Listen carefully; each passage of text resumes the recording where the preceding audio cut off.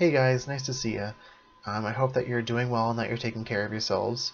I've recently started talking more publicly about CPTSD, so I wanted to take the time to explain what the condition is and describe the causes and symptoms, since it's a pretty new diagnosis and one that you might not be familiar with. I'm just going to give a general overview, discuss a couple things a little bit more in depth, and then give some personal experience with it. I'm going to keep it as concise as possible, but there is a lot to cover, so this video might be a little bit long. I'm sorry about that. Before I start, I want to make it clear that I'm not a medical professional. This is all based on personal research and experience. I've made sure it's accurate to the best of my ability, but if any of this information isn't accurate, please let me know in the comments so that I can correct myself, and I'll pin your comment to let other people know what the correct information is. And thank you for understanding. CPTSD, like it sounds, is closely related to PTSD, so really the best place to start is to discuss PTSD first. If you already understand PTSD, I'll include a timestamp in the description so that you can skip ahead. PTSD stands for Post-Traumatic Stress Disorder, which is a mental disorder that's caused by experiencing or witnessing a traumatic event. This is most often attributed to survivors of war, but what someone finds traumatic can vary pretty widely on a personal basis. Traumatic experiences might include surviving an assault, surviving a natural disaster, or going through a major health scare. You also don't need to be in physical danger to develop trauma. Severe emotional and mental distress can also be traumatic, so things like going through a family divorce or suddenly losing a loved one can be traumatic for somebody. While the symptoms of trauma can deeply affect somebody, not everybody who experiences trauma will develop PTSD. PTSD is only diagnosed when the symptoms of trauma last for longer than a month and also have a severe impact on the ability of the person to live their life normally. The symptoms of trauma are divided into 4 distinct groups, which are called symptom clusters. The first cluster is made up of intrusion symptoms, which are also sometimes called re-experiencing symptoms. This is when the survivor is having unwanted recollections of their traumatic experience. So this can come in the form of intrusive memories or repeated nightmares, or it can also come in the form of flashbacks. Only one of these symptoms is required to be diagnosed with PTSD, but you can experience all of them. An intrusive memory is when somebody isn't making any conscious effort to remember something, but the memory just kind of pops into their head against their will. Flashbacks are similar, but they're experienced differently. So with an intrusive memory, the person generally still knows where and when they are. They're just remembering what happened in the past. But with a flashback, the memory is experienced as if it's happening in the present, and the person experiencing it can be disconnected from their surroundings to varying degrees. Flashbacks are typically seen as a visual memory, but they can also be paired with any combination of senses and sensations that were experienced at the time as well. So for example, someone might clearly smell in the present what they had smelled back then, or they may feel the physical pain that was felt during the memory. Flashbacks can also be experienced with the intense emotions that were felt at the time. So intense feelings of grief or panic or sadness can also be experienced at the same time. These intrusion symptoms can often be triggered when somebody is exposed to something that reminds them of the traumatic experience, which brings us to the second cluster of symptoms, which are known as avoidance symptoms. Like they sound, avoidance symptoms are when somebody is actively avoiding something that could trigger an intrusion symptom or cause them any sort of trauma-related distress. This can involve external reminders like certain places or objects or people or activities, or they can be internal reminders like certain memories or feelings. Avoidances can be almost anything, since they're whatever personally reminds a person of their traumatic experience. They can be really specific or really general. So for example, if somebody was in a car accident, they might specifically avoid the street corner that it happened on, or they may avoid the entire town that it happened in. You can also experience multiple different avoidances at once. So in the same example, they may also avoid driving at night and the person who was in the car with them, and also the song that was playing on the radio at the time. However, only one avoidance symptom is needed to be diagnosed with PTSD. The third cluster of symptoms are what's known as alterations in arousal and reactivity. or what are sometimes called hyperarousal symptoms. These symptoms have to do with your general stress and awareness levels on a day-to-day basis. Unlike intrusion and avoidance symptoms, they're not triggered by specific things, but rather they're just experienced continuously. These symptoms can include things like having trouble falling asleep or staying asleep, having trouble concentrating, hypervigilance, which means always feeling on guard or prepared for danger, or being easily frightened or startled. These symptoms can also include behavioral changes like becoming frequently irritable or aggressive, or acting impulsively or recklessly. This can also include developing self-destructive behaviors like doing drugs, drinking too much, or self-harming. If left unchecked, self-destructive behaviors can also develop into their own distinct disorders, such as substance dependence or eating disorders. And these disorders need to be treated alongside PTSD for recovery. Any two of these hyperarousal symptoms are required to be diagnosed with PTSD. The fourth cluster of symptoms are known as negative alterations in cognition and mood. Basically, these are changes to how the survivor thinks and feels on a daily basis. Similar to hyperarousal symptoms, this is a continuous effect and not a triggered effect of trauma. Survivors may constantly feel negative emotions or have trouble feeling positive emotions, or feel emotionally numb overall. They may have distorted feelings of blame towards themselves or others for their trauma, or they may have distorted or negative thoughts about themselves or others. They may have consistent difficulty keeping close relationships with friends and family, or no longer care about their interests. Survivors may also develop memory issues involving certain aspects of their trauma. So to be diagnosed with PTSD, you need to be experiencing any two of these symptoms, but a lot of these are actually core symptoms of CPTSD, so I'll be discussing these more in depth a little bit later on. So again, to be diagnosed with PTSD, you have to be experiencing all of these symptoms for a period of time greater than 1 month, and they also have to have a serious impact on your ability to live your life normally. The symptoms can actually vary pretty widely from person to person though, and they can also vary over time and depending on the situation that you're in. So for example, with me, I'm very easily startled, but that gets way worse when I'm out in public places rather than when I'm home alone and there's nothing to really worry about.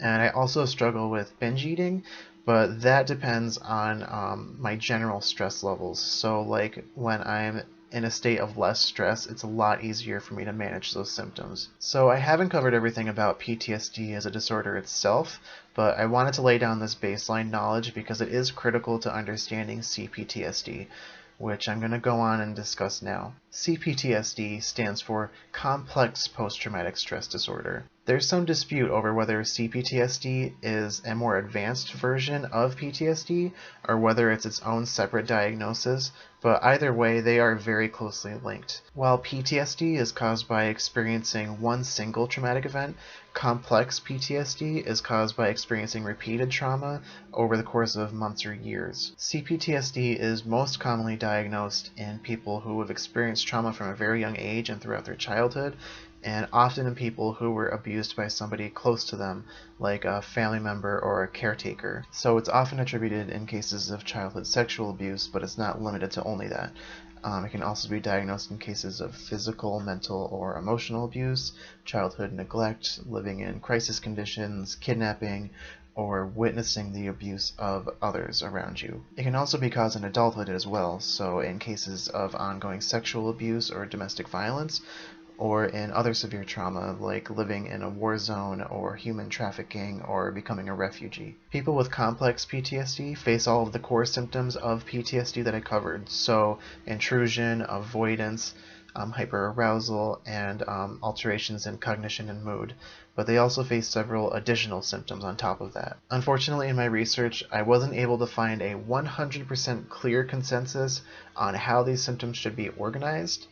In general, the consensus is that there are 6 major symptoms of CPTSD, but the World Health Organization actually narrows this down to 3 symptom clusters.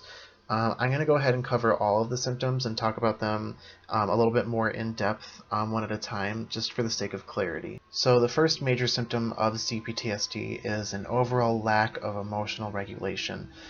This can involve difficulty with controlling your emotions and emotional responses. It can include extreme mood swings and oversensitivity to stress. CPTSD survivors are also extremely prone to experiencing what's known as an emotional flashback. I talked about flashbacks earlier, basically when you re-experience a memory as if it's happening currently, But with an emotional flashback, you re-experience the intense emotions that you felt during your trauma without any physical or sensational memory attached to it. So you suddenly feel overwhelmingly sad or angry or ashamed because something has triggered your memory of those emotions. Just speaking from personal experience, emotional flashbacks can be really difficult to differentiate from reality because since there's no like visual memory attached to it, sometimes it just feels like you're reacting to what's happening around you. Um, this can make it really difficult to recover from one because if you don't take the proper steps to soothe an emotional flashback, you can end up spiraling and worsening your own condition. Okay, so the next major symptom of CPTSD is experiencing interruptions in consciousness, which are otherwise known as dissociation. Dissociation is a mental detachment from reality that's experienced on a really wide spectrum, so it's kind of hard to explain in a brief segment, but I'll do the best that I can here. There are 4 types of dissociation. Depersonalization, which is feeling detached from your own body and mind. Derealization, which is feeling detached from your surroundings or the world at large. Dissociative amnesia, which is experiencing minor to severe memory loss and gaps in your memory, especially surrounding your trauma. And identity confusion or alteration. This ranges from losing your sense of identity to dissociative identity disorder. Dissociative identity disorder, in brief, is when a person has distinct personality states, which are known as alters, that all exist within the mind concurrently, and they can alternate in the projection of the individual. It's a lot more complicated than that, but I do not have dissociative identity disorder, and I'm not very well educated on it, so I actually don't feel comfortable discussing it in this video.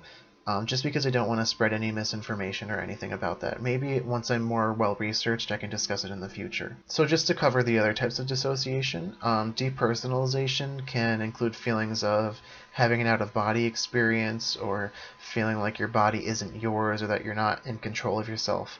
And derealization can have feelings like feeling like you're separated from the world by a glass wall, or feeling like time and space are distorting around you. I experience dissociation in a number of different ways, and it can have a pretty wide range of intensity, but most commonly for me, I feel like that episode of Black Mirror where the wife's consciousness is put into her husband's head, and she's just kind of sitting there watching him live his life through his eyes. I feel like that a lot. Moving on, the next major symptom of CPTSD is drastic negative changes in self-perception. This can be experienced in a number of different ways. You may consistently have a very low or fragile self-esteem that can culminate in feeling like you're permanently damaged or worthless. You may feel extreme guilt or shame and excessively blame yourself, even for things that aren't your fault.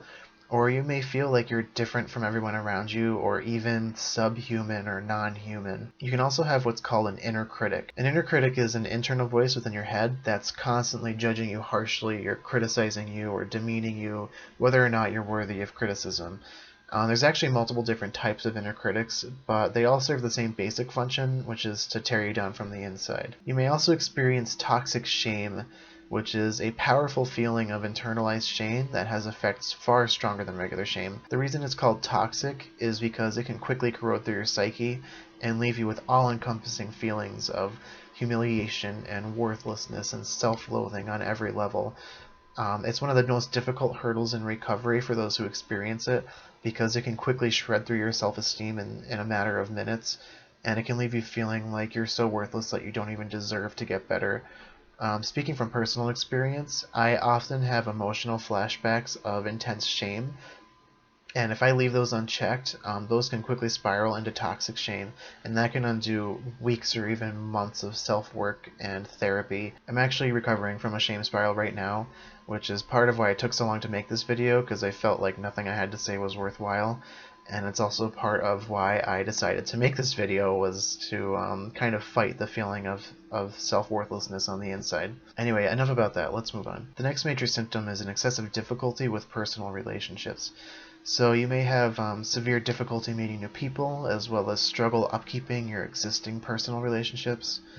You may feel that you're so different from other people that there's no way they can relate to you, and you may be prone to extended periods of isolation. I struggle with this a lot because as an introvert, I need a level of alone time in order to recover from social interaction, but taking alone time can really quickly spiral into extreme isolation if I don't find the proper balance. I've frequently wound up being completely socially isolated for weeks or even months at a time just because I needed some alone time and didn't find the right balance for it. You might also experience minor to extreme social anxiety, or you might have an outer critic. An outer critic is similar to an inner critic, but instead of being pointed inwards, this is an inner voice that constantly judges and demeans everybody around you as a way to prevent emotional intimacy, to prevent being abused again. Alternatively, you could be purposely seeking out destructive and abusive relationships because that's what's familiar to you.